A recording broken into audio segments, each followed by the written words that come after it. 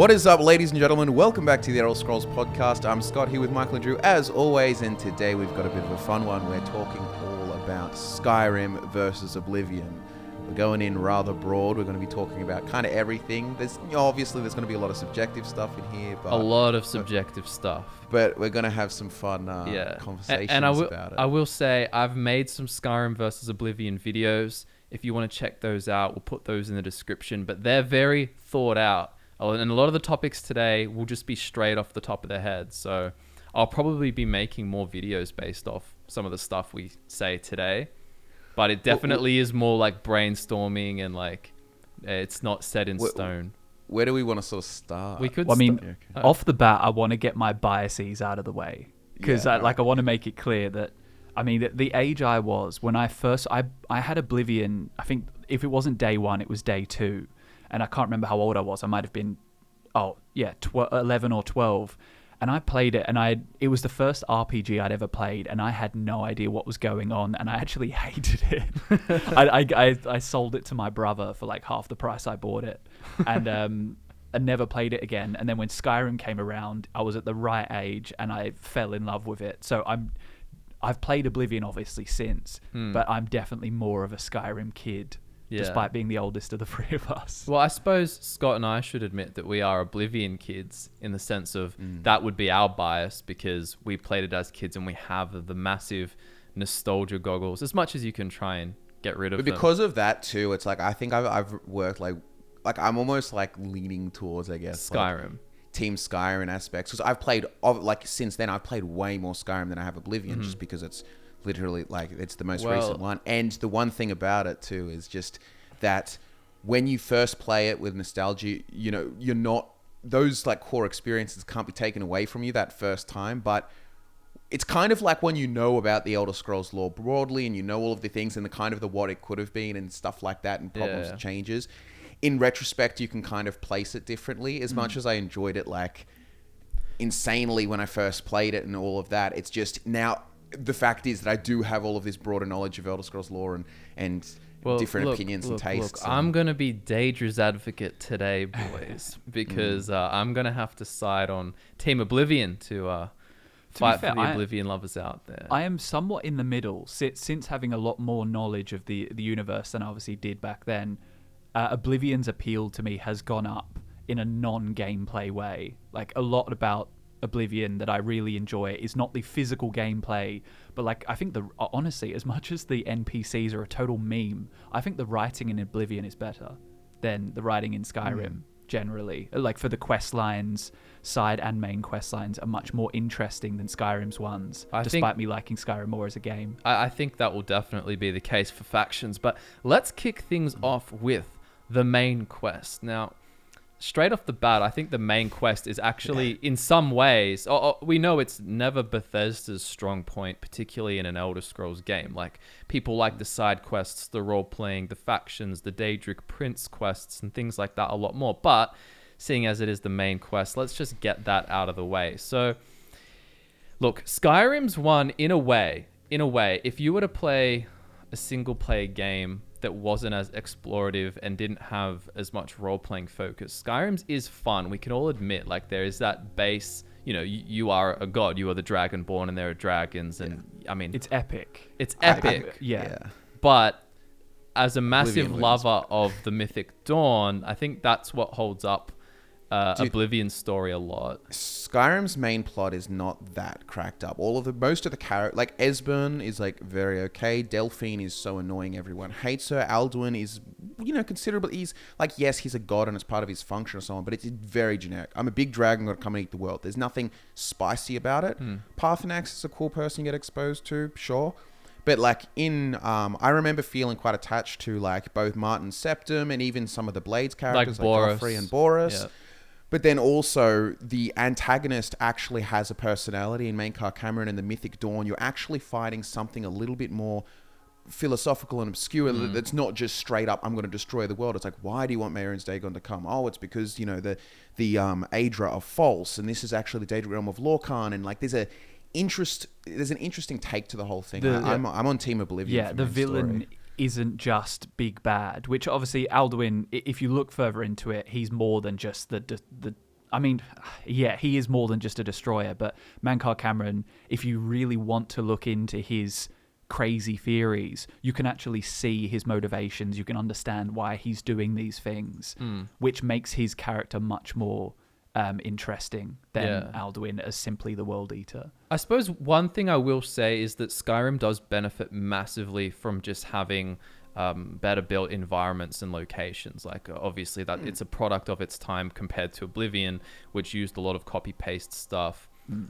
If you look at some of the quest layout though for the main quest, comparing the tutorials, even like you look at Skyrim's tutorial, like it feels generic because it's become such an iconic quest, but that's pretty fun opening, like running away from all the fire raining down on Helgen and fighting through the fort, and it's all collapsing, and you're introduced to these two factions straight away, and then leaving and running down to Riverwood. But then again, of course, Oblivion's tutorial is not bad by any means too. It's interesting, the Emperor comes to meet you and you escape out of your jail cell with the blades. Like, that's cool as well. The biggest advantage, I think, is, funnily enough, is Martin Septim, because you're going back to him as your sort of like quest giver and so on, and you actually develop a sort of friendship with a character. Like, who's your friend in the main quest of Skyrim? Like, no one really. You're like, Delphine sucks. Esbern, you kind of meet too late, and then he's kind of like, oh, I'm just an old dude. I'm old blades. Parthenax is sort of like that, wise kind of like dragon. He's cool to talk to. But you can't relate. You can't relate to him. He's a dragon. Yeah. You don't feel familiar. So I just think I don't know. Yeah. I feel like it's a pretty easy one. I think I agree. I mean, it's funny how I'm kind of giving Skyrim some credit, and you guys are loving Oblivion so much. I do agree, but if you do look through the quest lists, there are a lot of main Oblivion quests that just aren't crash hot. For example, like give Joffrey the amulet. It's like, okay, Yeah, but that's the urgency when you first come out. And there's things, though, there are memorable things like the sewers, like you're uncovering a cult with a Mythic Dawn commentary. That is a lot of it. Like, if you read through if you forget about all of the like closest Oblivion Gate stuff that you were doing and just look at the quest list, it's not as, I mean, it's still good, but it's not as good as I remember, obviously, being a kid. There are a lot of memorable moments in Skyrim. Like, obviously you have to get the Elder Scroll, you go to the Peace Council, and then obviously going to Sovngarde. I think the set pieces themselves, the party at the Falmer Embassy. Meeting the Greybeards. But when you first, between the Greybeards, and you go get, like, for example, for me personally, Horn of Jurgen Windcaller, boring-ass quest. When you meet Delphine, boring. You go with Delphine, go kill a dragon. Yeah, first time it's kind of cool, but, like, kind of meh, boring. Like, there's a few chunks in the Skyrim quests that kind of be boring. Like, the Falmer Embassy was good. Yeah, but, like, finding an Elder Scroll is actually, like, a pretty cool part. Going through Blackreach. Blackreach and getting that Elder Scroll with all the Dwemer contraptions and stuff is actually, again, Skyrim just benefiting massively from better environment. Like, Skyrim it's just thrives so much as an exploration game. Like, the exploration elements and finding new environments and kind of like what feels like buried worlds that seem purposely designed is much superior to Oblivion. Yeah. Even if Oblivion's grand narrative is more intriguing. Yeah. I'll give it actually a good framework for figuring this kind of stuff out that I've used in making the videos. But one of the things I do to try and keep it fair is I imagine that a quest or a faction or even a character is taken from one game and put in another. So if you were comparing them, you go, imagine if Skyrim was the first game. And imagine you're playing the Dark Brotherhood and it's in Oblivion graphics. And then you do the same thing and go, imagine if Oblivion was in Skyrim with Skyrim's graphics and mechanics and kind of like, location variance in the environment. It can often push through and you realize, oh, actually, that one is definitely way cooler or not as cool. But anyway, I think we can move on from the main quest and say we're all big Mythic Dawn cultists. And we can go straight into factions. Factions, I think, is a good area to move to. Yeah. So, Dark Brother, like, I think we all know, again, Oblivion wins this one. Kind of like hands down. Like, it's even that, like, we've criticized it many times, but even having the structure of ranks and the way that the quests kind of work, you feel like you're more a part of a guild. Everything in Skyrim feels very rushed. I will give them one thing in that Skyrim's companions, while were terribly done in terms of what they could have been, the actual flavor, like one thing that I will say Oblivion doesn't have, like even if this isn't a versus Morrowind, but compared to Morrowind, all of the guilds lack flavor in ways that the Dark Brotherhood in its inception anyway is just like, oh, we're evil murderers, right? And we murder because it's evil. We're the Mages Guild. We learn magic because we're a magic school. We're the Fighters Guild. We're fighters because of this. We're Thieves Guild because we're, we go and steal things. It's all very really well generic. done. It's good, but They're all it's really- generic. yeah. There's not a lot of nuance. There's not a lot of political belief in it either. Like in Morrowind, all of the guilds had a stance. Like this guild, I mean, there were multiple guilds for each play style, I suppose, as well. Telvanni Mages Guild or just Mages. House Telvanni, I should say.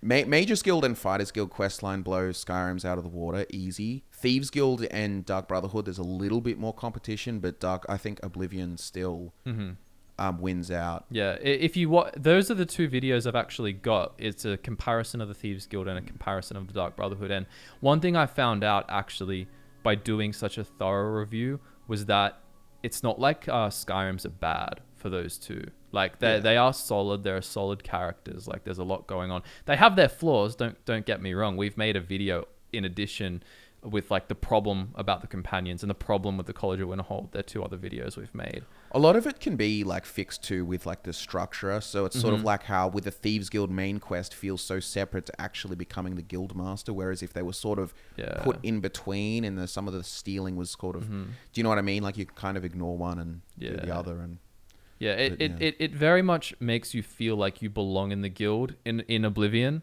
when you join an assassin's guild, you're doing assassin stuff.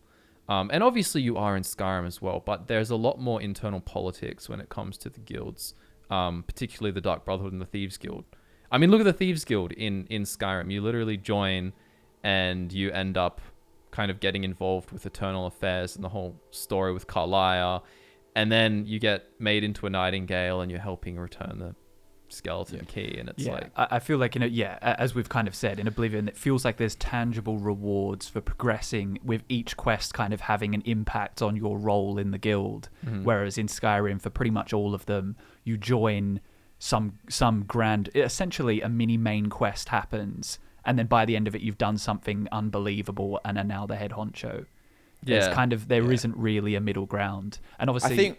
Sorry, go on. Sorry, no, you go. Well, I was going to say, obviously, Skyrim. A lot of the guilds get a lot more credit when compared to the Bards College, just because, as Michael, you would know better than anyone how bad the Bards College is in Skyrim makes you appreciate the others a bit more. Oh yeah, Bards College was pretty not good, and may I say, the Bards College before I had a PC and back in the day 2011 playing Skyrim, not all the glitches were patched, and there was this really annoying Bard's College glitch where I think you either couldn't continue the quest getting the Olaf One-Eye thing, or you got stuck down there. I remember there was this no joke, there was some ruin that had a locked door or something, but you pop down, this might be completely wrong, but this is just the feel. You get stuck in a ruin, there's a locked door, you can't open it because there's a glitch, but you also can't go back the way you came. Was it the Something one where you like drop that. down and there's one of the guys teleporting, one of the Draga Yeah, dudes it's teleporting and he gets locked or something? Something into this like weird... that. But it was in a ruin, and you just get stuck, and then, you can reload a save, but my last save was like an hour and a half ago or something like that, and I was just like, oh. I think Skyrim is the game that taught an entire generation of players to save often. To save their game at every opportunity. Like no matter what game I'm playing now, I will always save anytime I do even the slightest advancement. It could be because you played Skyrim first, but Bethesda games are often buggy, so I've always been a save, especially when I used to play as a kid. I had the quick save button. I remember pressing it like every 30 seconds. I know that sounds really funny, but actually I was 10 years old. I was just hitting the shortcut for it. Well, I think factions are sort of... one thing I think that's important framework we should kind of talk about is like the world and the environment, like what you're in and so on. And whereas for me, I'm pretty team Skyrim in terms of what's a more interesting environment and so on. Like everywhere feels a little bit more characterized. Like, for example, the Reach versus the Rift feels, you know what I mean? Like a bit more there's a bit more of a divide between them, and all of the cities. Look, in terms of actual cities and size, like Oblivion's are actually really good. So Yeah. but there's obviously, so I guess some of it's like technical. This is a perfect example of those switch the graphics. I feel Yeah. like what you would end up saying is you'd look back at Skyrim, imagine it's the first game in Oblivion graphics. You'd be like, oh, there's all these different areas on the map. Whereas Oblivion with Skyrim graphics, you'd be like, oh, there's a lot of really nice looking grassy hills. And they look really good, but like there's not as much variance. Yeah, I mean, There still is variance. I just want to say that. It's not like the whole game is just a grassland, but there is less than... And Skyrim has verticality, which really helps it as well. There are a lot of like mountain up, trail around, path down here, like... And also, like, even the dungeons are more varied or interesting. 100%. Like, there's lots more memorable places. And like, for example, a lot of the world in Oblivion is rather plain in terms... Look, Oblivion got hit with the Lord of the Rings, Dungeons and Dragons generic stick, right? Everything became very generic European fantasy land, ignoring prior lore. All of the places feel quite similar in terms of like underlying cultural vibe. When you come across generic NPCs, enemies, there's basically your sort of bandit, marauder, hedge mage, conjurer, whatever. They all feel like a generic deal. There is no, for example, Forsworn. Or there is no sort of, it's not a Drago that's a culturally specific thing, it's a zombie. Or it's just, there's a lot of those kind of things, which is perfectly fine. It all has its place. Yeah, you have to be careful with that because the enemy variety in Oblivion is much higher in ways. Yeah, like there are many more things to fight and come across. Yeah, but what I mean is like in the way that it kind of, for example, like the Dungeons and Dragons as well, like you could just have heaps and heaps of monsters, this big bestiary, and as you level up, the world levels up with you, and there's different in Oblivion, so you get different levels and of Minotaur lords and all this kind of stuff. But in terms of like the actual kind of like building the world, Skyrim does it better because like Forsworn, for example, being prevalent in the Reach, it creates the story and helps build out and characterize the Reach, or like what I mean. But that's kind of it, right? It builds into the world building, and it makes Skyrim feel more alive with diverse cultures. Where obviously, if say you have a bunch of different creatures in Oblivion, like Spectre, and then the various types of beasts, the various types of Daedra. It's good having the ability to fight all of these, but they don't really mean anything to where they are.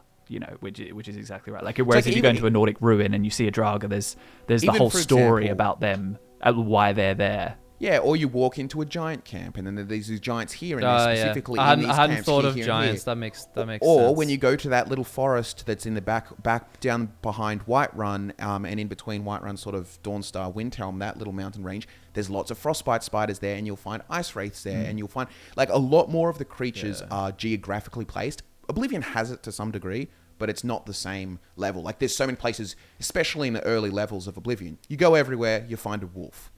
It comes and attacks you. It's a wolf. Yeah, and then I'm starting to wonder because it'd be good to have a list of like every like creature or enemy in the game up. Because I know I just went through like so many for Oblivion, making the strongest enemy in Oblivion video. But it would be interesting to compare because I think in my head as well, it's easy to conflate like summoning things with diversity. Because obviously, like we'll get into magic later, but Oblivion you can summon a billion things. Compared to Skyrim, like that's the feeling. But in terms of actual enemies in the environment, it might actually have felt more even if, and I'm not saying I want this, but summon Ice Wraith. Like if they were going with how it worked in Oblivion, that would be in Skyrim. Because Oblivion was a bit like summon whatever you want, like summon a zombie or like things like that. But in terms of just I think the world of like what's more interesting to explore, like Skyrim visually and even like character wise, kind of in terms of like the different enemies or the different sort of cultures of each place feels more distinct. Oblivion, I mean, both games, let's be real, both games are just covered in bandits, but I think Oblivion has more, they have to, more generic bandits in a sense. And it doesn't help that, again, there's less variety in the environment. So if you go into an Aelid ruin, they all start looking, kind of similar.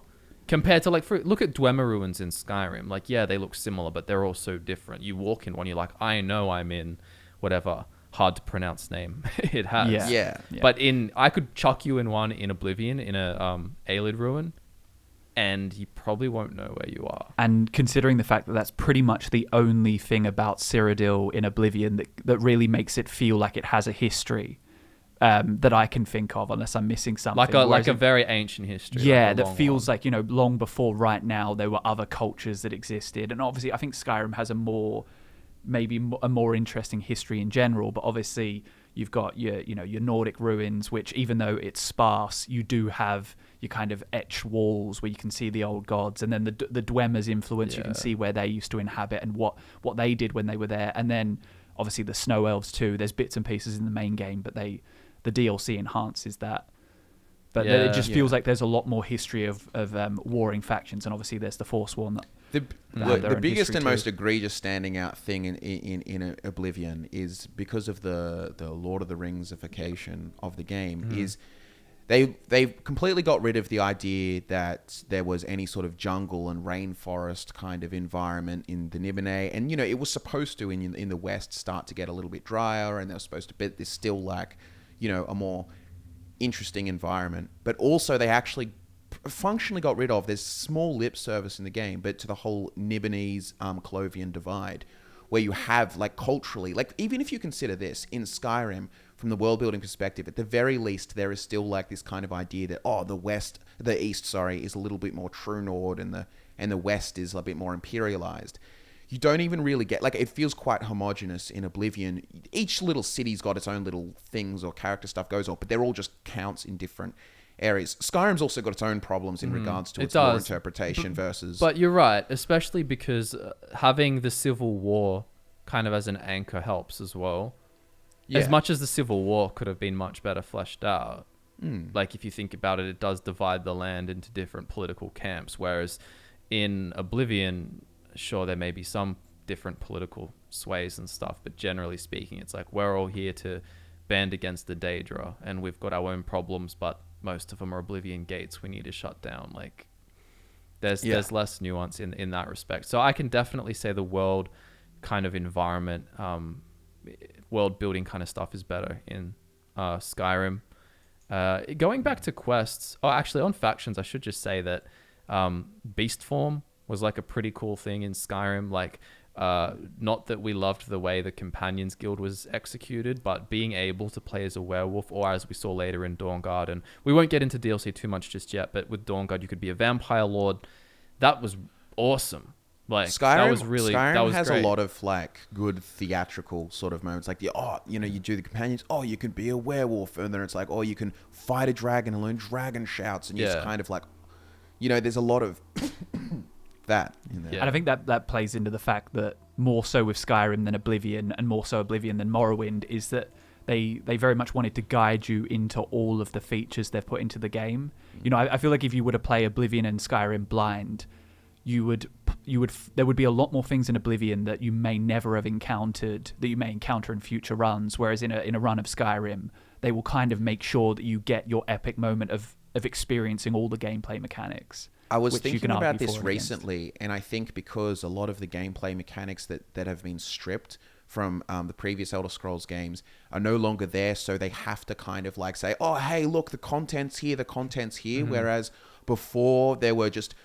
Like, we can kind of get into this in a bit, but Oblivion and Morrowind before are better role-playing games in terms of there's the functionality there to let you live out a life that is a certain kind of life, but there are even things like having to sleep when you level up, for example, encourages you to go to, I'm going to go to this tavern or go to here, or do you know what I mean, to sleep, because you have to.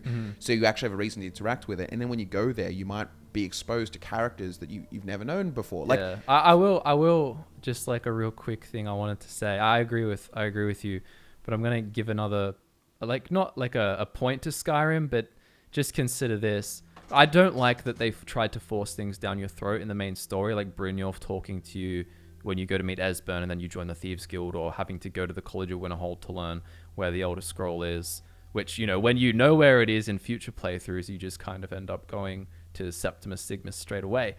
But in Oblivion, having played it a lot recently, you do get heaps of, like, from NPCs, you should join the Fighters Guild. You should join the Mages Guild. You should join them because there's the rumors function. So with any NPC, you can click rumors and, you're looking for quests. and they might say, I heard Dharma's gone missing or something like that. Or some interesting thing, and there's different quests or just lore information. But in the process of getting that, if you haven't joined a guild already, at least this is how it felt, a lot of the rumors become like, oh, I hear the Fighters Guild is recruiting. You should join them. Yeah. So it is different though, because they didn't force it like within a main story, within dialogue. It doesn't give you a misc objective to go, oh, quick, you got to talk to Brynjolf and like follow that up and like kind of. That used to frustrate me so much because there's objectives. If you get it, you get the misc objective, and it's like, is it join the College of Winterhold? And it's like, no, I'm a warrior. I'm not joining the college, and now it's sitting there in my fucking quest thing forever. But I wonder, is there a join the Fighters Guild quest in Oblivion? I know they didn't have misc quests, but yeah, they weren't. They just expected you to go follow it up. no, but and you, is there a joining quest called joining? Yeah, I mean, there's got to be a starting point. No, sorry, I don't think there is a quest where you go talk to them at all. No, you would just go and say, I want to sign up, because they felt like you're joining a guild's like a profession a bit more than just rather a quest. Isn't rule number 1 of Fighters Guild is you don't talk about Fighters Guild? You're not supposed to recruit. Only the strong come. Yeah. All right. Anyway, it's an interesting thing. A good idea to join the Fighters Guild early in the game if you want to play an evil character, because they don't allow characters with an infamy score of 100 or greater to join. See, there's something I didn't know. Oh, what? So if you've already joined, they won't kick you out if you're evil? Yeah. Like, you've proved your worth.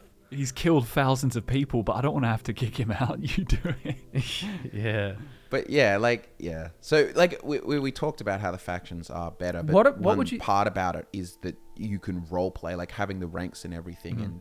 And just to quickly just drop in on role playing, the other thing that factors into all kinds of role playing stuff is, for example, it's just the existence of more systems. Like, for example, disposition, so that when you play an Argonian character, people or races that generally look down upon Argonians, you will have a worse experience with. And yes, there's problems with the system. They frown at you a bit too aggressively sometimes. Their whole face just animates like the Elder Scrolls games have had problems with systems like the disposition or even the way that attributes and so on worked. But the solution wasn't just to get rid of them. It was to rework the system. You know what I mean? That's often a problem. That's often a problem in a lot of things where they're like, oh, this system isn't like optimized. Let's scrap it. I almost feel like you don't need a system. Optimize it.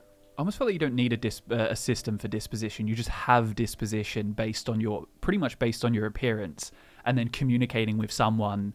If the conversation goes negatively or positively, depending on if you pick like rude or positive responses, it will just naturally go up. The thing is, it's just the feedback system. So if you join a guild, like people are more like friendly to you, or if you become like renowned for all of these renowned feats, everyone will sort of be like happy about you. Like when you're literally the savior of the land, like in Morrowind. You know what I mean? There's lots of people who love you. I hated the persuasion minigame, but I did like the fact that you could see an NPC's disposition in Oblivion.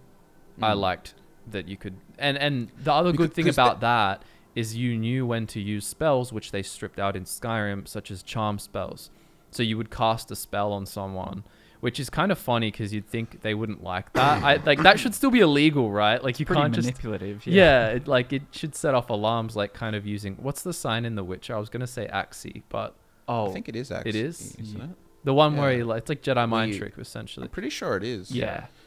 But the thing is too with the disposition, like kind of what you're saying, Drew, is that they kind of tried to do that in Skyrim, but it screwed it up. They had like a more binary system of like, friend or not. And the other thing is, you would end up with that problem where it's like guards would just shit talk you, even though like you've literally saved the world, or they'll say something heaps nice to you, and then the next minute they're like, oh, conjure me up a warm bed, or they'll say something like, or they're like, oh, you smell like a wet dog, and it's like you literally just recognized I'm the hero of the. Do you know what I mean? It was very inconsistent. That's pretty consistent across Skyrim and Oblivion. Is that Skyrim you finish a quest line and your conversations with other people in the guild or whatever relative to the quest line doesn't change. Whereas in Oblivion, I'm fairly sure it really has a noticeable impact on how they address you.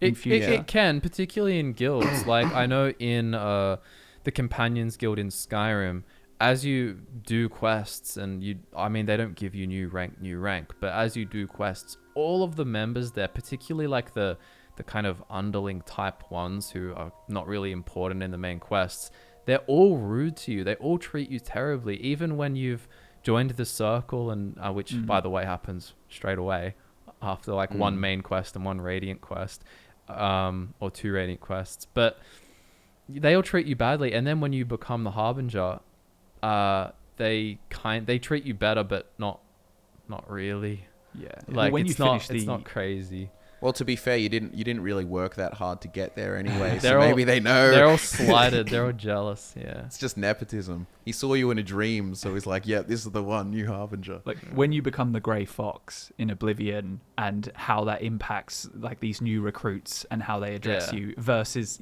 become the Archmage and you get a set of robes in Skyrim. That's it. You also feel really. bad for like Tofty. Like, he surely should be Archmage. Yeah, he's been there for like 40 years.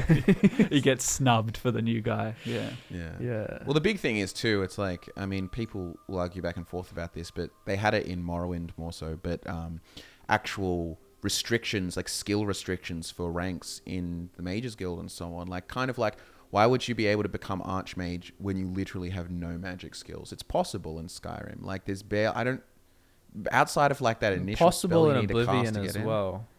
Yeah, exactly. And that's a problem, but I think it should be a little bit more driven, like, because then you feel accomplished when it's like, and also there's the other thing, it gives you a reason to train skills, because if you can accomplish everything with a sword, it feels, whatever. Whereas if you like, and that should be possible for things like, warrior guilds and other things, but when it's like a mages guild, use of magic should be somewhat required to accomplish being a mage. Same as a thief. Like, as a thief guild, like, you should have to steal things. You can just dungeon. be good you at can doing just dungeon crawl it a bit, Yeah. which is not good. Yeah.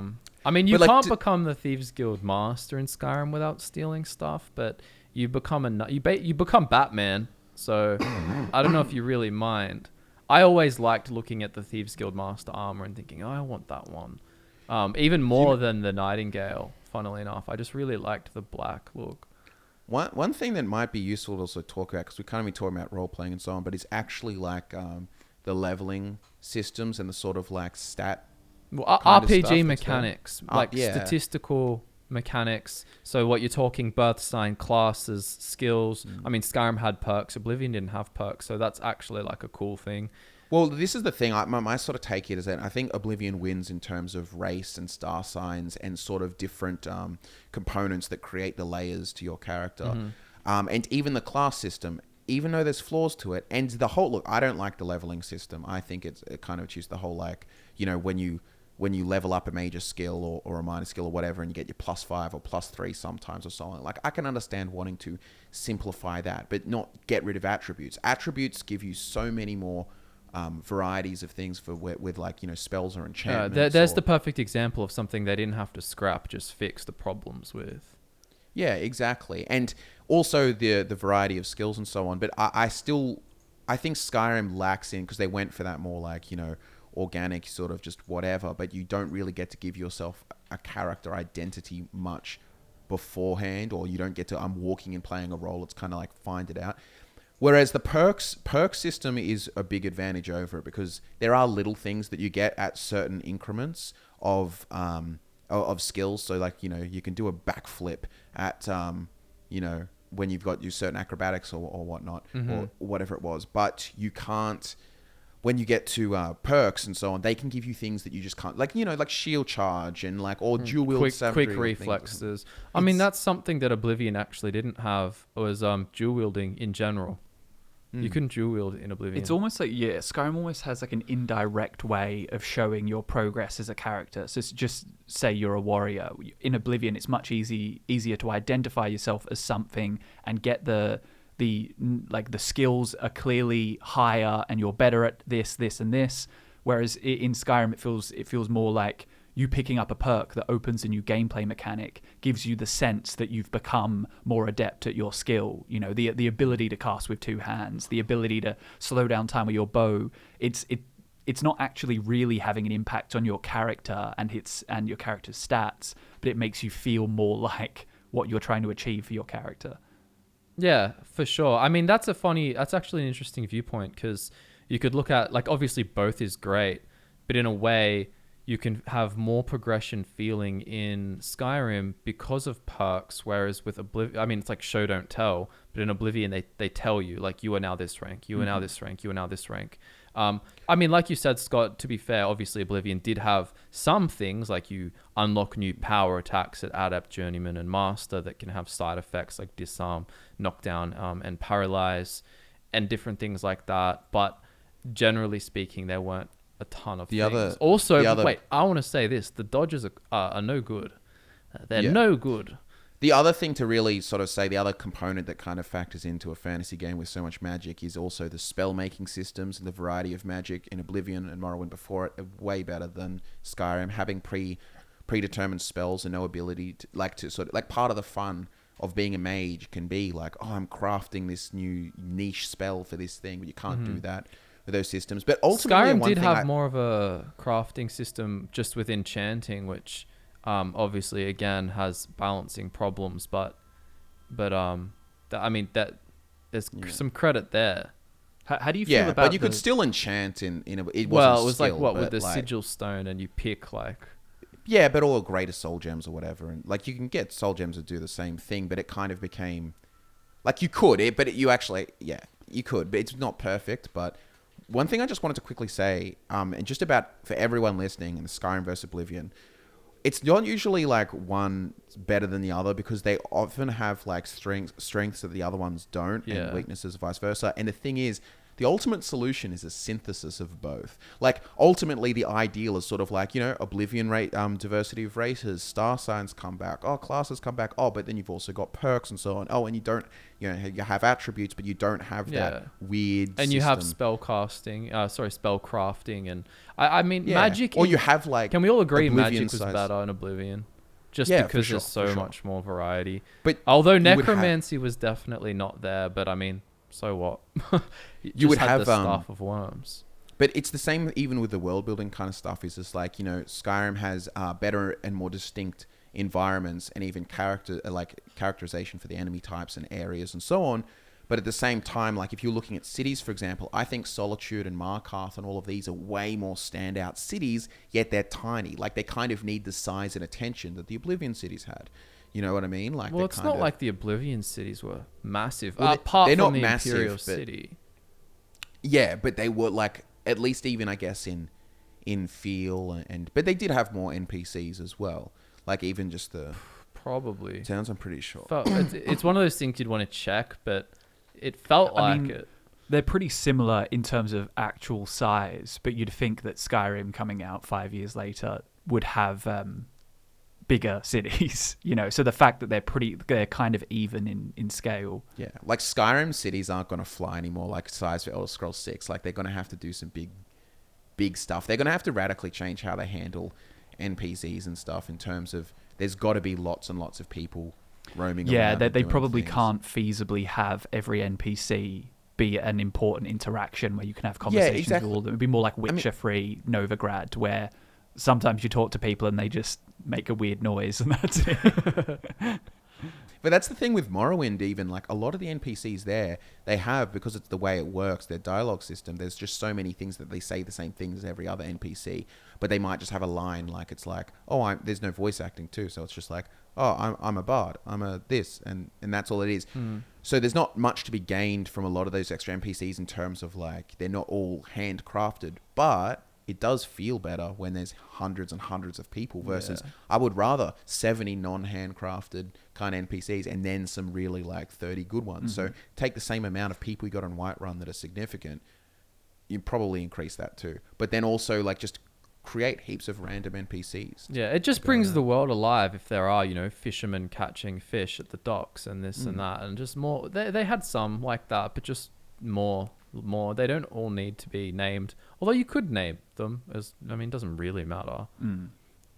What would you think if you were to sum up like which game has better combat? Because it's weird because you have to remember that you'd say Skyrim, but then magic is part of combat, and Oblivion's magic was just so much better. Like even just think of the variety with not just spell effects, but touch-based spells. Like that was more of a thing. You can touch someone with elemental damage. You can summon way more things. There's like just all this kind of stuff you can It do. is tricky for those reasons. One but sec, it's kind I'll just add as well. I think a problem with Skyrim is that a lot of the potential magic effects got put into shouts, because we have to remember there's no dragon shouts in Oblivion.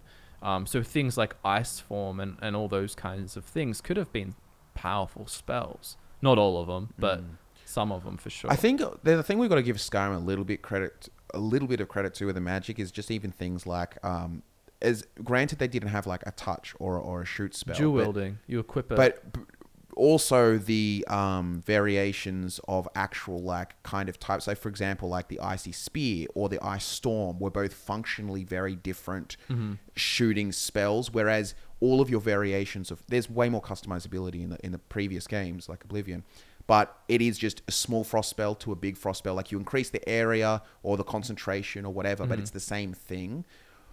I would obviously prefer a combination of both, but Skyrim does have a few of those things. Like even like, we have runes, or they do have a few different applications. But I agree, having touch spells not being there is huge, just because I feel like it's a battle mage's bread and butter, like being so close in combat. And just being a newer game as well, combat feels better in Skyrim. It's more satisfying just in the design of the game sense. And the kill moves and stuff kill as moves, well. Like, finishes, even archery in Skyrim feels much better. It feels chunkier. Oblivion felt a bit more like you have a little pin missile machine gun, like pew pew. And Skyrim, if you had a certain bow, really felt. I mean, they had crossbows as well. Don't forget. But it really felt like chunky. Like you shoot someone, you can kind of like vibe the connection with the hit more. And like you said, all the perks like shield charge and stuff, it does make it kind of hard to pick. I mean, the mechanics were also completely different. So if you look at Oblivion, you had a spell casting slot, so you didn't equip it into your hands like you do in Skyrim. You had a spell casting slot, so you could be swinging with a great sword and then press it, and kind of you'd hold the great sword to the side in one hand and then use the other hand to just cast out the spell, which has really cool build applications within itself. But I think if I had to pick one, I like Skyrim system because it incentivizes using, I'm talking just the mechanics, not the spell diversity, because it incentivizes being a pure mage. Whereas when you played Oblivion, it was kind of like, well, I can just hold a weapon. Like, why not? Whereas in Skyrim, it's like, I'm committed to magic. I open my hands and there's magic in them. I think we've discussed before, I can't remember if we discussed on the podcast or like previous Ideal videos. Yeah, we have. All kinds of stuff. But talking about just having a sort of system where it's kind of both, whereas the one that you have equipped as sort of a power-ish type thing, like Oblivion style, is inherently gimped in terms of like magnitude or whatever. Whereas by comparison, if you have it in your hands, it is a higher magnitude and more powerful, which sort of, because you get the benefit of, I'm able to use my weapon at the same time. You know what I mean? Yeah, it's almost like if you have it as a separate thing that's not dedicated to one hand, it's kind of like a very quick response thing that is almost like, say you were to shoot a fireball at someone, it's almost more of it's supposed to knock them back and deal a small amount of damage as opposed to like incinerate them. If we were to split them into different categories, do you think then that would be the fairest way to do it? So you would say combat, Skyrim, magic, Oblivion. Yeah, probably. Instead of trying to like pick a winner when there's so much different stuff going on. But the thing is too, it's like I feel like even magic, like using the magic is more satisfying in Oblivion, what there is available.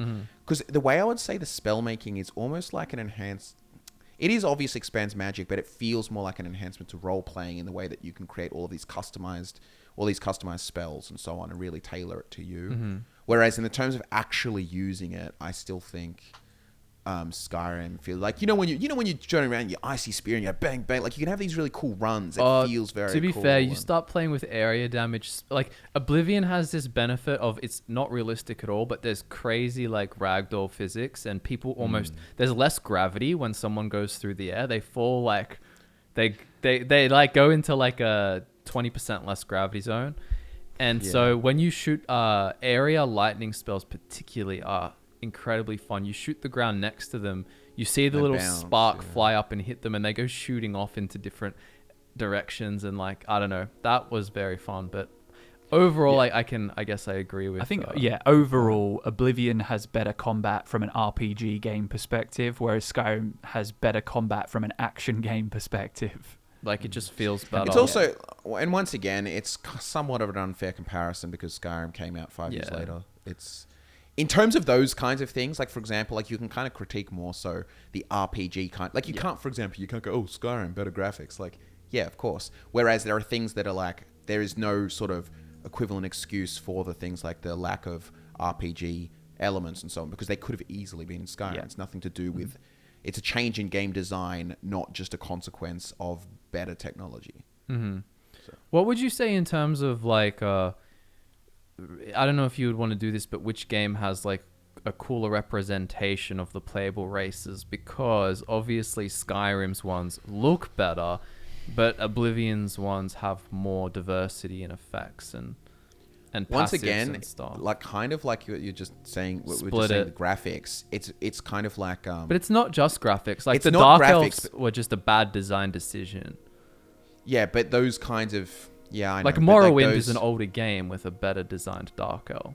Well, a good example is like the Bosma are actually smaller in Oblivion, whereas in Skyrim they're essentially they are very slightly smaller, but not to a noticeable degree. Yeah, I'm gonna go with Oblivion, even though the elves kind of are a little bit like, oh, I'm an elf, like a little bit. It's just kind of, I still, because to be honest, like Skyrim, In didn't Skyrim, really they give were you what you want. Scottish farmers, and And they made them really alien looking, in like really ridged and head and so on, which I'm kind of like, it's interesting that there's a little bit distinctness, but I'm like, I don't know, I can take it or leave it. I don't think the problem was Oblivion's made them look like, blueberries and bloated. Oblivion was an Oblivion problem with the graphics. It wasn't so much the design focus. Like, I don't mind ESO's sort of elves looking a little bit more normal. It doesn't bother me. I'm not like 100% like elves have to be alien looking.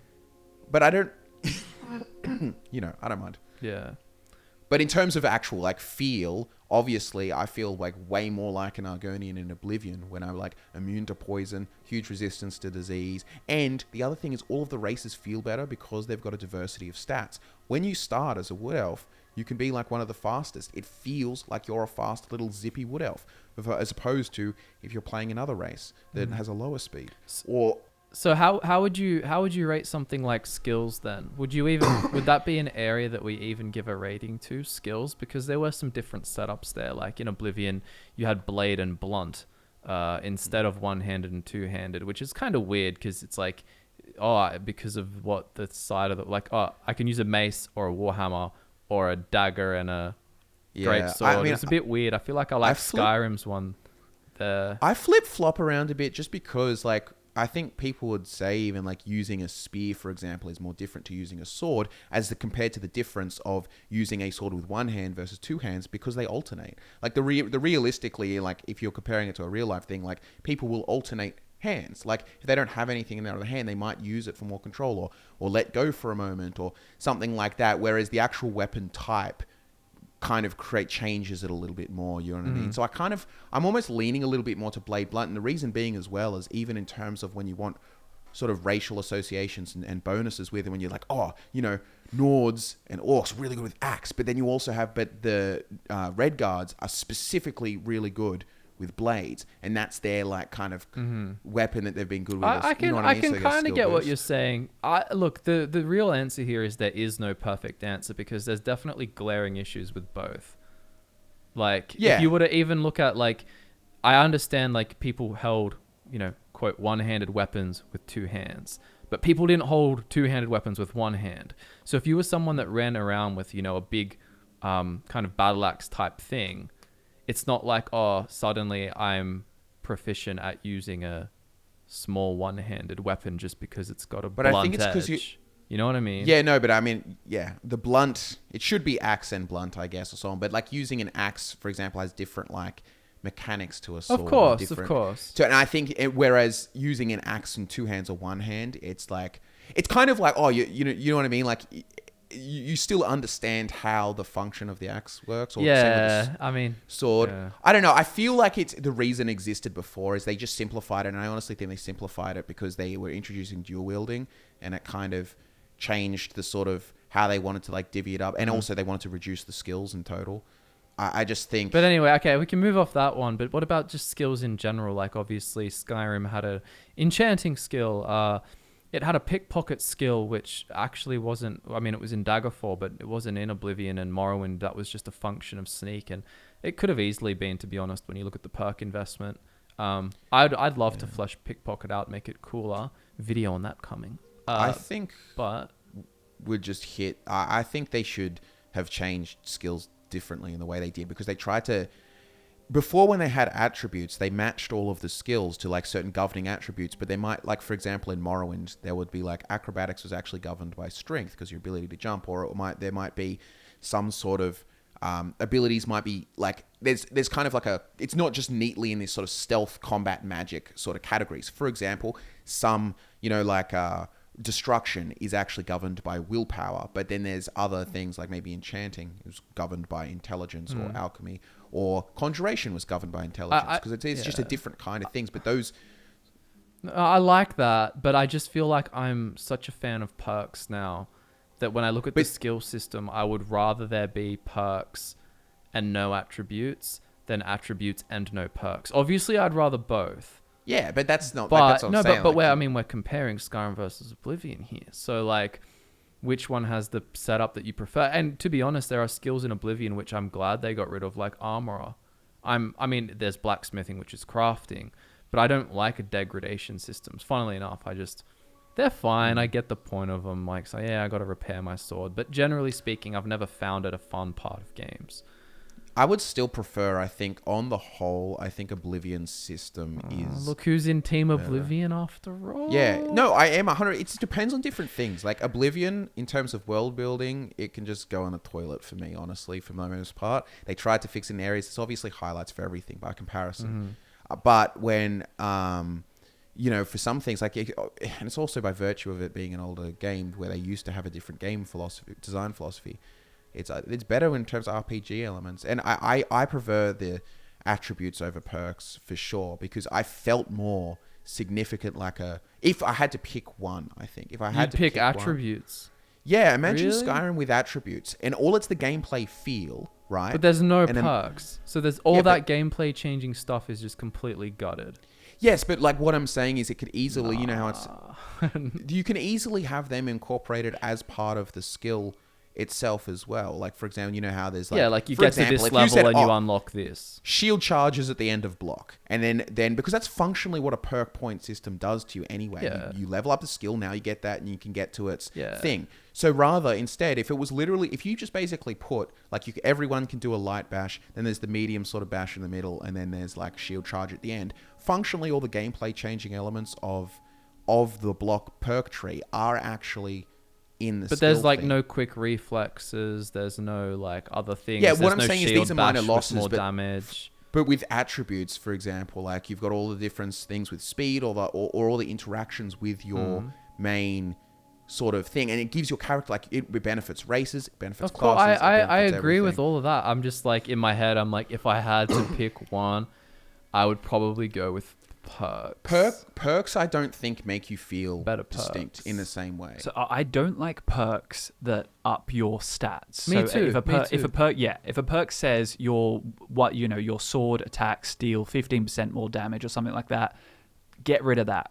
But then that's like 70-80% of. I mean, that's what attributes is, though. It's an attribute that says you do more damage with melee weapons. Yeah, but it's a background thing. It's not like, oh yes, goody, I got a new perk point, I get to spend it on. It is literally that you level up and add attribute points to the attribute. It's exactly that. Yes, but it's just the way that attributes are different. You're growing as a character. Your character has a higher strength, so no matter what you pick up, even with lower skill. Yeah, I do like attributes. Say you just leveled up because you killed a dragon. Yeah, it's bad that you may go and spend that perk point on improving your lock picking. Right. That's something that could be fixed. Is that the idea that, say for example, you're just running through Cyrodiil and you're jumping and your acrobatics goes up. If your progress is tied to your actions, that's a good thing. It and is, and that perks. And I agree with you that I like perks that change your game. I like the perk system. I like being able to change your gameplay. Yeah. But I think that as we've said, in an ideal world, they can be somewhat intertwined. Yeah, because you have to be careful with that approach as well, because that's what they tried in Oblivion, which was like what you do in between level, I don't know, 14 to 15 will affect your attribute allocation when you level up. And so it led to this big problem where people had to like, well, I really want a big intelligence boost in my next level up, so I'm going to sit here and train. You can ignore it. It's a people power game. Yeah, you can. But the thing, I agree. Like, I prefer a little bit more of a straightforward system. But I think if Skyrim had attributes instead of perks, it would be a better role-playing game, just hands down, because of the variability. For example, your Wood Elf character with your archery, it basically moves the exact same speed as me, and with all of the perks and so on, and the same sort of things, almost, straight out of the gate. Once, if you've only maxed one skill, archery. Whereas if you play a Wood Elf character versus with attributes and so on, you're going to have a different feel experience compared to the orc, the whatever. Yeah. And ultimately, I think that's more important to a role-playing game than just the perks. And it's like, even if you had to get rid of them, it's like, I would rather both. The gameplay changing parts of them, but if I had to pick one, I still think the base attributes give so much more character variety. Even it just feels cool when you like start out as a high elf and you have, and maybe get the Atronach stone and everything, and you just have this ridiculously huge magical pool. It feels cool. 50 extra magicka doesn't really cut it. That's such a small. But couldn't you just do that with your birth signs and standing stones and custom class type stuff instead of gutting perks to add in attributes? Because I mean, look, we'd have to, like we've said, we'd have to redo attributes, but a lot of them aren't that character enhancing, like luck, personality. Arguably the mage ones, like intelligence and willpower, they're not like, this is like a really, really, really cool thing to up. I think the ones people love the most are the agility, speed, and strength type ones that, are very easy to like see. But even endurance with the health. And one thing I liked about attributes too is they had cross functions. So for example, willpower increased your total fatigue, it was called back then, but then also increased your magical regeneration rate. So I kind of like that there are stats that kind of cross over the things, and it gives you these opportunities to create more interesting builds, I think. Yeah, I mean, look, I think at the end of the day, we'll have to agree to disagree, but we all agree that we want both and that both are really good. I'm imagining in my head when I say I'd rather perks in the same way you'd rather attributes, that we are optimizing them massively. So I would rather an optimized perk tree layout for all skills as opposed to scrapping perks and adding optimized attributes. If we're allowed to optimize it, that's what you're doing, because you're optimizing then sure, attributes. But then I would put all of those gameplay functions, I can guarantee pretty much every single of those significant gameplay changing perks could just be baked into different stages of the skill. It could, but then you've just added pseudo perks and said you scrapped perks, but not. But that's what they had in Oblivion. Before. They did, but they weren't as many or as impactful. But if I'm allowed to optimize it, what I'm saying is it could easily be put in. I think the perks, like the loss of attributes, is far worse for the game as a role-playing game versus the theoretical loss of perks and lack of perks and having just attributes. Well, let us know in the comments. Well, what do you think? I mean, even thinking your races, for example, immediately just without the attribute system do not have the same diversity. Yeah, but you would just add other things. Yeah, but why add it in that way? It's like, why not actually restore the system that was what gave it its diversity in the first place? Because before, in Oblivion and Morrowind, they had their attribute differences, which made them diverse immediately from what they started as, but then they also had the passive abilities and powers and stuff that were more distinct. I don't know. I wouldn't want to gut perks. I really like being able to specialize. I'm not by the way, hold on. Anti-perks over here. No, I actually like perks, but I'm saying if I had to pick one, I know you are. I think I would like to pick both. Yeah. But we all had would. To pick one, it's attributes. There's no argument there. We'd all pick both. I just like, you can make a pyromancer who specializes in fire and or like things like that. I appreciate that perks can help with, but we can all agree though the RPG mechanics are better in Oblivion. Yeah. How about? I mean, there are quests we can talk about, but I think you'll like this topic: items, armor, weapons, like all of that stuff. Is that a big Skyrim win? It's a mix, because Skyrim, I think, has better, more aesthetic armors, but at times it's sometimes that's not the case. And I think some of their weapons, the original, I like the sort of closer to realistic looking weapons of Oblivion a little bit more. Whereas you can have heaps, you can have like unrealistic, realistic, if that makes sense. Like, it's obviously the difference between some demon looking sword and, you know, some giant Japanese thick fantasy sword. It's kind of like that. It's the difference between, it's still unrealistic, but it's feasible. Whereas you start getting into a bigger paddleboard designs, but that's such a minute thing. For me, I think as much as Oblivion has some really cool standout pieces of gear, I do really like a lot of Skyrim stuff, and I think the armor sets can often look more complete. Particularly, Oblivion was bad at helmets, not only faces, but to cover the faces that were horrendous looking, you had to put on a horrendous looking helmet a lot of the time.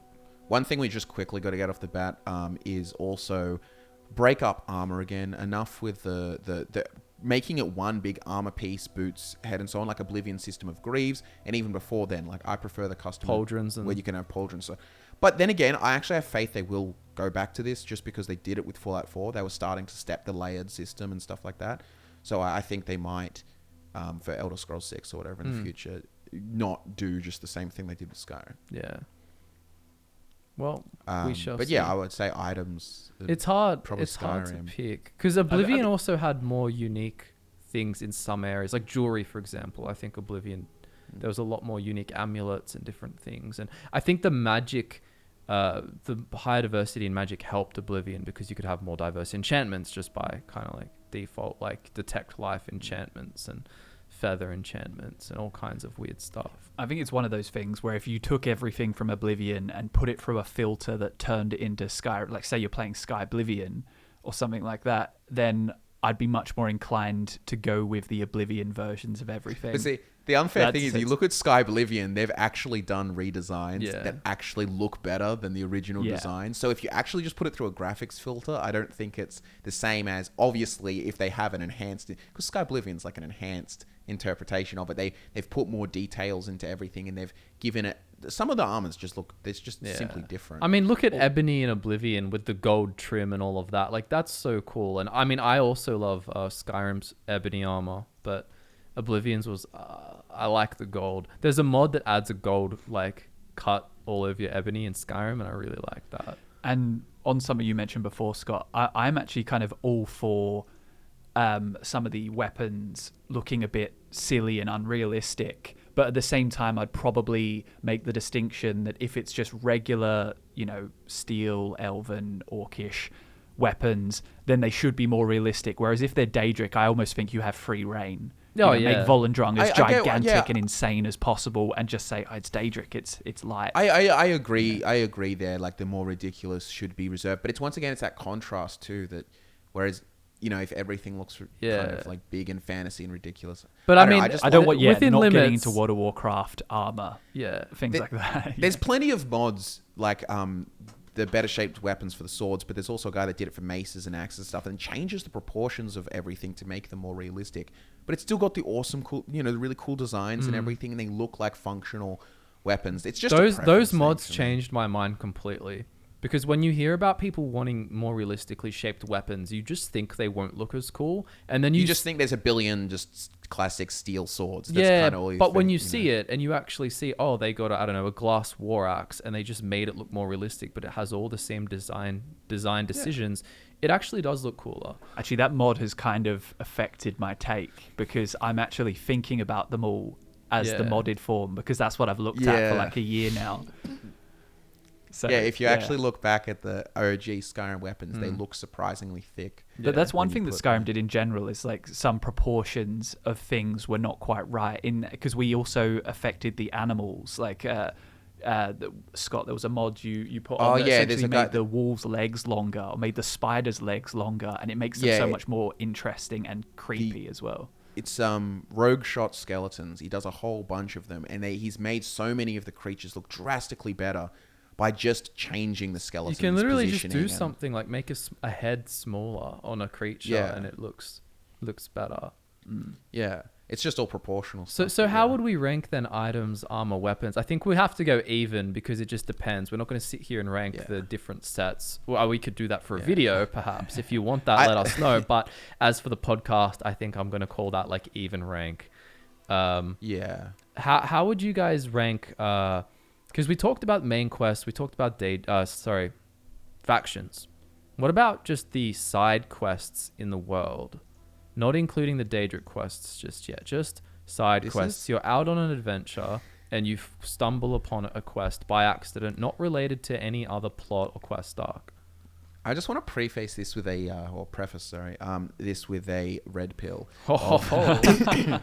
Okay. That Elder Scrolls quests have never been their like these great, well-written, super interesting quests. There are also, of course, standout ones, but what you're actually going into these worlds for and why these worlds attach to you so much is because of what you can do and the context you experience these quests in and sort of how you grew after and what you got from it and all of that kind of thing. Whereas the quests themselves, like, for example, if you'll compare a game where it takes Witcher or something where it's very story focused and that's its advantage and that's what it focuses in on.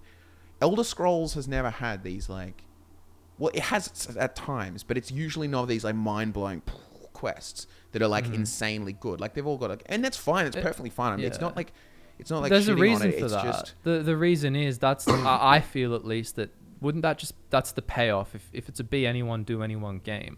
Like a lot of stories are cool because they relate to a character in a very specific way or cause a very specific type of character development. But you have to build quests for a character who could be one of 1,000 different people that they've built. Exactly. It's just I just want to like drop that because sometimes it's like even when you're talking about the best of the best quests of any of these games, they're not like the most mind-blowing gaming ever has to offer. They're great. They're good. They're just it's just so sort of like bear that in mind because I see arguments of people like, oh, Oblivion had these heaps superior quests and versus Skyrim. And it's like they're actually pretty on par a lot of the time, and each have got their own strengths. I think honestly, like even when you actually sit back and you compare the Daedric quests, it's a bit of a mix. Like some of the Oblivion Daedric quests. So I agree with you. I was going to say let's try not. Oh, you want to do Daedric quests? Let's do Daedric. Sure, let's just do Daedric quests because I think that's easy enough. But like, go on. For example, there's things like the Vaymina quest, the Vaymina Nightmare quest, or some of these kinds of examples, or even like everyone's favorite, the Hangover Sanguine kind of quests. They're better than what you do in Oblivion, for example. Even Oblivion's memorable Daedric Sanguine quest, so, you make everyone naked at a party. It's still not as good as the Hangover one. I think it's still good, but what I'm trying to say is everyone's got this kind of rose-tinted glasses because the Daedric quests were very straightforward in the way of approaching them. That was like in the same way that the ranks in factions made it feel good and like a process. When you go to a shrine and it's like, oh, I've got to get this specific offering and give him the shrine to this statue, and then give him the offering to this statue or shrine, and then you get the quest. It kind of feels like cool as a process. But some of the quests, like Namira's one, go in and help these priests, these little evil troglodyte people, kill the priests. Like, yeah, I mean, one major difference which is really stark is like going to the shrines and giving an offering and then commencing the quest.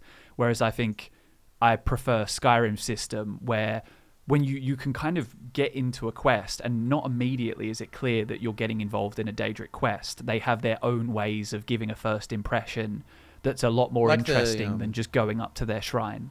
Like the Numira cannibals. Can I just tell you for like the outcome of that video where I actually compared them all really thoroughly, and I got quite surprised because, as you know, I'm an Oblivion fanboy. But the results were actually 10 Skyrim for Oblivion. And I was like massively surprised. Massively. Because you got to remember as well, get rid of DLC. So don't even think about Shea Gorath in the Shivering Isles. Just his quest, which is a winner. One of Oblivion's winners still. Yeah. It's a really good quest with I think it's the Kashara Prophecy. Make it rain fiery dogs. But like you are right. Like you look at a lot of Oblivion quests or you go play them again and they're simple. Like some that of them doesn't mean bad. No. Yeah, a lot of them are close. Like when I'm ranking it 10-4, it doesn't mean like Oblivion only has 4. It can be like Skyrim's for each prince, like say Malakath or whatever, was slightly better, or this prince was slightly better or slightly worse. Like, because it ended up like that. In an RPG, every quest, if you boil it down, is go here, fetch that, go here, do that, and then what makes the difference is how you dress it up. And Skyrim, as we've kind of gotten into with the main quest and just in general, they were really good at making really theatrical set pieces that are, you know, really memorable, but partially because of the technology. And I think they do a better job. Skyrim did a better job of dressing up your basic quests. I mean, there's some really simple things that you kind of even forget about. But you know, in Boethia, when you kill the sacrifice, even when I remember it the first time I did it, and then he pops back up and he's speaking through the body. That's kind of a cool little theatrical thing the first time you experience it.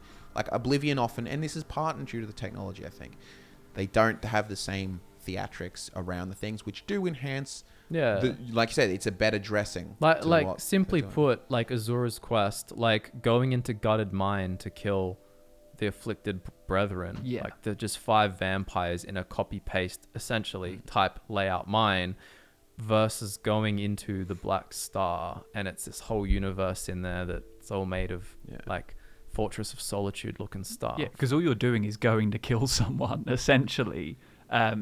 You know, but the Azura's one in Skyrim is just night and day. We've had plenty of criticisms. We've had plenty of criticisms of Skyrim, but it's very easy for people to go like, "Oh, it was always better back in the day." But I kind of feel like it's a little bit of a 2 steps forward, 1 step back situation with a lot of the Elder Scrolls. Like, there are actually lots of improvements that you take for granted, but then you notice the things that are missing, like no more spell making, all these systems that they remove or changes they've made. So it's kind of like, people have just got to consider that and keep that in their mind. Well, how sometimes it is a little bit of a like 3 steps backwards and 2 steps forward, but you know. How would you rank just side quests in general? I feel like it gets a bit hard to do that because they're all so different. You'd have to go through every single quest and lay it all out. Like Oblivion has a bunch of cool side quests, but so does Skyrim. Like, like if I was thinking about area, for example, like, you know, Skyrim, I think of the Forsworn Conspiracy. That's a really cool quest the first time you do it. The whole going to jail, the whole jailbreak, everything cool. like that. When you Solitude, even the whole like crashing the boat lights thing out, with that Arconian dude, lights lights out. You know, I guess what else we're thinking? I guess Falkreath, that was a side. They're both Daedric quests I'm thinking of. That's the thing. When you take out all the faction missions and all of the Daedric Prince quests, there are less side quests than you remember. There's still plenty, but the Japhet's Folly, where you go and attack the not the Bloodhawk, and again, it's made good with Skyrim's better environment and world. Yeah, but think of go to Windhelm, the murder, although that Blood on the Ice has such bad connotations because it was such a glitched out quest back in the day. I feel like I'm gonna have to give it to Skyrim. Yeah, I feel like just raw side quests, so not factions, not Daedric Prince quests. I feel like it because I made it. It's not complete, but the script is done for the top 5 side quests in Oblivion. And in my head, I'm already thinking like, Forsworn Conspiracy would be better than all of them. I feel like, or at least like it's pretty. And pretty once again, cool. it's to do with a lot of environments, it. Like man. It's the dressing. It's also like the Pale Lady as well going in there, or the Hagraven sisters. Even the more simple ones are really well dressed up and are memorable for it. And that's what makes it like because you know it's the same thing as like if people can boil every story down to like a 3 or 5 act structure, and it's like, the hero's journey. It's like, but how's it dressed up? Like, what world's it in? And like, what's the like, or like the Sadia or Sadia, whatever, however you pronounce her name, her quest. Like, there are a bunch of side quests. I think this is a perfect example, actually, of what I was saying before. If you were to switch the graphics, the Forsworn Conspiracy would still be an amazing quest if it was in Oblivion, just with like Oblivion tier graphics, and you're going around, you'd be like, wow, that's so cool. So I think I'm gonna have to give Skyrim that one. How would you guys rank? I think this is the final topic on my like list of topics that I made. There may be other things to talk about, but just broadly DLC, because this is tough because we all know the Shivering Isles is so good, but could the combination of the Dragonborn DLC and Dawnguard beat out a mix of Shivering Isles and Knights of the Nine? Because Knights of the Nine's good, but I like both of Skyrim's DLCs more. I love all of them. The lore that Knights of the Nine adds is way cooler than the actual playing of the DLC. Fully agreed. Fully agreed. Like, the DLC is really nothing special. It's the stuff they add is cool in terms of lore. And you get a cool armor set. But playing Dawnguard even, Like that was like Forgotten Vale, like all the Yeah. vampires. Like that's so much. Skyrim wins DLC. Come on. Shivering Isles maybe has to carry it combined. alone. The Shivering which Isles carries it might. alone. Which it Yeah. it's because the Shivering Isles is just such a good DLC.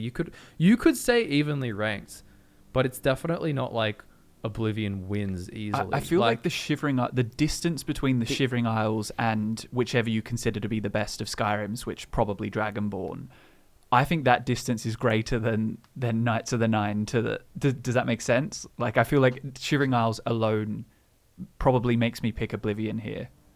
One thing I'm just going to say, in terms of the DLC, don't just consider Otherworld and the whimsical characters too. Consider also what you get. Like when you play like Dawnguard, you get the whole quest line. There's a whole new area, the Forgotten Vale, which is really cool, and there are all these little like gem things. You open gates. There's lots of secrets. You can find Oriel's shield and stuff.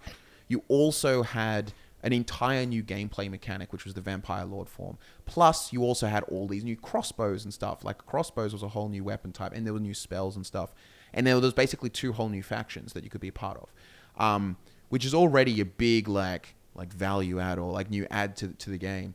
And then in Solstheim, you have like you're going to a new data realm with Apocrypha, and the black books were already cool. You had this is obviously what they did. They jammed in so much Morrowind nostalgia for people, which was really cool and appreciated. Like I liked it, and it developed the world of Tamriel more. It expanded and gave you all of the Reclamations lore. It expanded on the Telvanni and everything, and then they added in also there's lots of nods to Blood Moon and so on, but there was a lot of content to Dragonborn DLC as well. It is tough because I can honestly think about so many good things from both, even like things in favor of Shivering Isles that I forget and then remember, and I'm like, wow, I can't believe they put that in the DLC.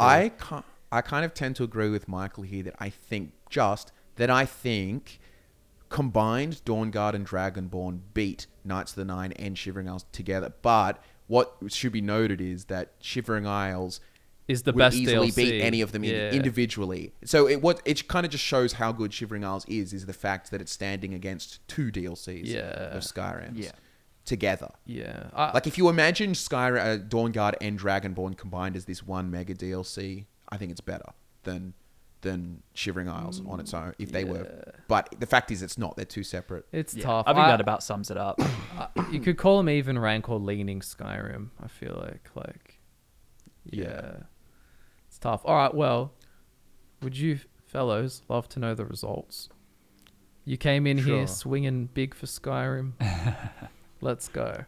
Story Oblivion, factions Oblivion, world map / environment Skyrim, side quests Skyrim, Daedric quest Skyrim, RPG mechanics Oblivion, skills Oblivion, races Oblivion, combat Skyrim, magic Oblivion, items, armor, weapon, just even rank. We couldn't really figure that out. Enemies Give it to Skyrim. DLC, even rank, or Skyrim. Ooh, let's add these up. Let's actually. Well, it's add also, them. by the way, the only thing there too about these categories is some of them like seem very split up, like RPG, role playing, and then it's like end skills, and these like the individual elements of the role playing. And there's different weighting for different things depending on who you ask. Like some people rank factions as so important versus other things, or some people rank RPG elements above almost everything. So but if I were to just add what we've got here, we got 1 2 3 4 5 6 Oblivion, and 1 2 3 4 5 if we give DLC to Oblivion, Skyrim 6. It's even if you give DLC to Skyrim. I think it's just by the total, it's still fair to Skyrim, just because Dragonborn plus Dawnguard. Okay. Like Knights of the Nine is so weak and Shivering Isles is so strong, but it kind of... So what you're saying is we don't know which game is better there. Essentially. You all wasted your time. We just stole an hour of your lives. We just stole it. That was the real Daedric Prince move. See, the winner is ESO. It's the fun... It's the fun thing too, is that you can... Like, these kinds of discussions keep on making you think about it more and like reevaluating and stuff like that, because it's very easy, especially if you grow up like Michael and I found out, like when you grow up thinking like, oh yeah, Oblivion the best because it's your first one and you really enjoyed it and you're looking at all of the things Skyrim lacks by comparison, but when you actually write it out on paper, it's like Skyrim's pretty bloody amazing. Like it's not some terrible, the new games, they're terrible. Like Look, it's not totally fair, obviously, because Skyrim's newer, but if you told me that I could only ever play one of those games again, it would be Skyrim. And that's probably not very controversial to say. I think we'd probably all come to that conclusion. So. Potentially, yeah. I don't know. Michael's leaning towards I can get pretty... No, it's actually not even based on like a... It's just a nostalgia. No, thing. It's almost like a hypnotic thing. Like it's almost like I have something wrong with me. If I play Oblivion, I can really just like... I'm not kidding. When I was making the strongest enemy video, there was probably like this just like time of 40 minutes where I just started like running straight and just looking at stuff. And like I can very much just like go look at the same stuff over and over again. And the nostalgia is so powerful for me, no matter how many times I do it. But see, the thing is too, like, it's so like Skyrim, I was like, 15 or 16. It's like Skyrim has so much nostalgia for me on its own. Like I can really kind of treat them in a similar-ish way because I have nostalgia for both. Yeah. Skyrim's an ancient game. But there's a difference. Like the younger you are, like there's this crazy nostalgia associated with it. Yeah, for sure. But yeah, Skyrim was also pretty lit when it came out. Yeah. Playing it on the Xbox 360 that I hauled over to your place on different TVs. We could even say it was based, to be honest. Skyrim was based. Yeah. Nice. Yeah. Well, ladies and gentlemen, thank you for watching the Elder Scrolls podcast. If you also thought this episode was based, give it a like. Social media links are in the description below. We'll try and remember to put links to those videos, but if we somehow forget, just type in Skyrim vs Oblivion, like VS FudgeMuppet on YouTube, and you'll find it all. All right. We'll see you later. Thank you very much. Yep. Bye.